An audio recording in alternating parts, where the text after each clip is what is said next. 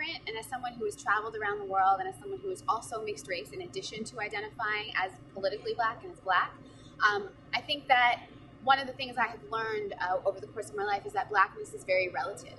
And particularly in Canada and in Toronto, I think that growing up in Toronto, in a city where people are really reticent to talk about race, and they're so much more willing to talk about multiculturalism versus anti-racism.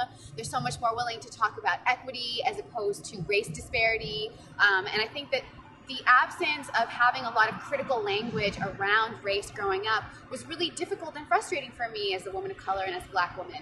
That it really lacked a lot of spaces to be able to have meaningful discourse about what it meant to be black in Canada versus for me coming from Trinidad, what it meant to be black there, or now where I'm living in New York City, being black in America. Blackness is a very political identity. You know, it was created with the purpose of really marginalizing a group of people and saying that as a result of the color of your skin, you're not going to have access to rights, to decision making, to resources. And for me, a political identification as black is about saying, pledging my allegiance to my community of people. It's about acknowledging that blackness encompasses everything, that blackness is actually the presence of all colors and all light. And so all of my cultural backgrounds are very easily reconciled with my blackness.